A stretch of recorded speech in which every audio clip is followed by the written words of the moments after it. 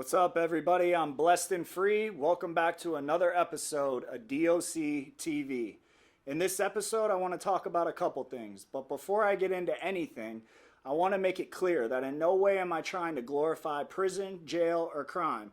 I want the truth to be told so people can hear the reality of what making bad choices is going to get you. I've had this idea for a hot minute about creating this channel.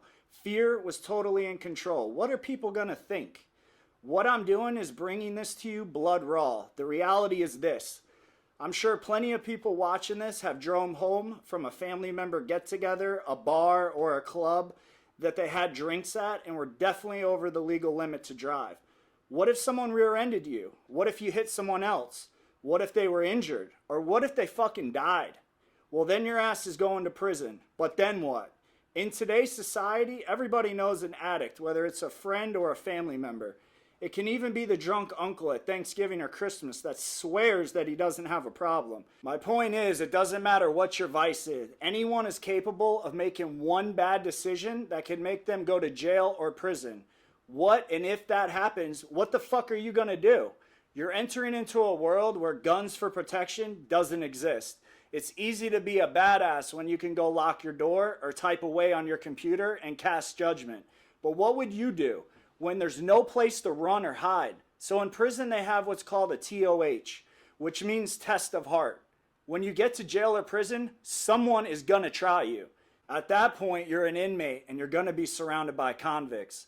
When you finally get to your dorm and you set your bedroll down and start to make your bunk up, 4 convicts are gonna walk in, step off in your chest and say, "Who the fuck are you? You're fixing to pay rent. Are you going to? Or are you going to swing at the first person that opens his mouth?" You fucking better. Because once that first person tries you and you don't do anything about it, everybody's going to try you. In prison, it's the finesse game that you got to worry about. You got people in there that have been down 25 years, ain't never getting out. They have no family, no one to call, no money, and the last cell phone they saw was the first Nokia with the snake game. They have mastered the art of talking you right up out your socks. What you got, they got. And fuck, that's your friend, right? Nope, it goes like this. You walk into prison, me and another convict see you, I approach you and say, "What's up, bruh? Oh, so you know dude over there knows you from the street and he said you robbed his cousin. But don't worry, bro, I'm gonna make it right with him and squash the beef. But before I go, can I get a cup of coffee?" 9 out of 10 times you're going to give them that cup of coffee just to make an issue not an issue.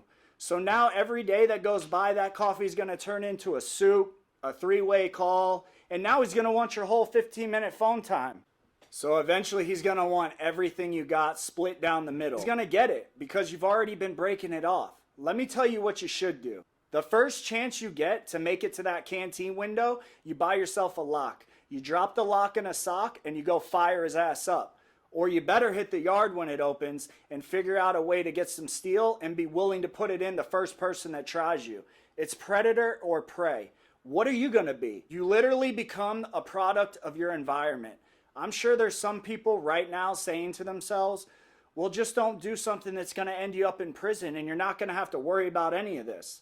And that's somewhat true, but what happens if it's your brother, sister, or cousin that end up in prison and they're getting extorted by a gang? Are you going to turn your back on them? Not everybody that goes to prison is a bad person or some axe murderer. Some of the most talented people I've met were in prison. In Florida today, there are 1,680,000 felons, and there's a reason that number's so high. My point is, never say never. It could easily be you. 75% of the people that go to prison are addicts.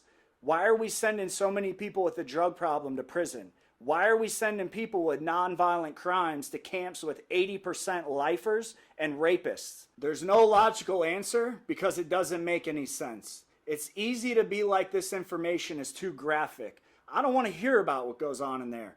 But I'm talking about the same people that are going to be released and kicked back out to society that you're living in. We need some rehabilitation going on in there. Otherwise, the prison system is just creating return recidivism. I would like to hear any feedback you have on these topics, so please comment below and don't forget to subscribe and hit that like button. I'm out.